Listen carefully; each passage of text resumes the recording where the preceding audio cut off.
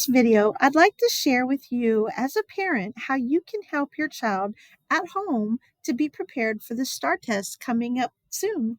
First, we can create a search for STAAR Practice. So in our open browser here, we will type in STAAR Practice Tests and hit the Enter key.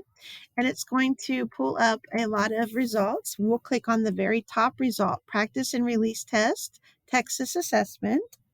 Or if you get a link provided by a teacher, you can just click on that link and it will take you directly to the practice site. But in this case, this is how we search for it. So once we've clicked on the texasassessment.gov, we will scroll down to the bottom. And on the bottom, it has online practice tests. So the very first one is the practice test login. We want to make sure we click on practice test login. This is going to take us to the sign-in page. This is for our practices. So we're going to click on the sign in here at the bottom. It's a green button, and this will pull up our student grade level. So depending on the grade level, 3rd grade, 4th grade, 5th, 6th, whatever grade level, you'll click on select grade, then click on your grade level. I'm just going to click 4th grade. It's pretty average. And then the very first one here shows 2022 STAAR Redesign Practice Test. And you'll click on this test. This will take you to an option for reading and mathematics where students can practice the design and layout formats for each test. So we have the reading up here underneath. Quick, you also have it in Spanish. So you have the option, if your student tests in Spanish, they can practice and get used to the format and the tools and things that they can use.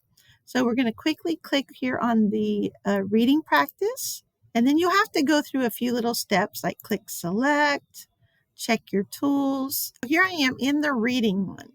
And you'll notice that there are some tools here. So we have the next tool to go to the next question, save. It should save automatically, not for practicing, but on the actual real test. They have a dictionary, a notepad where they can take notes as they read. There's a dictionary for words that they can look up if they don't know a word. They have a ruler to use. You can see it turns it blue. And as you read and it goes down, you can click on each line and it highlights it. You can zoom in or zoom out. You can make things larger and unlarge. So these are the tools. They also have some drop-down tools. We call the 3 lines a hamburger, and I consistently tell my students that to double check inside the hamburger, the circle with the hamburger. This one doesn't happen to have any options because, of course, it is a reading test, so they have to read it on their own. But when we come to the questions, it also has sticky notes. You can flag it to mark. So these are great tools to show your student. We come back and show you a little bit about the math. So I'm going to do 4th grade again. And again, I'm going to click on the 2022 STAAR Redesign Practice Test. And I'm going to scroll down to the math.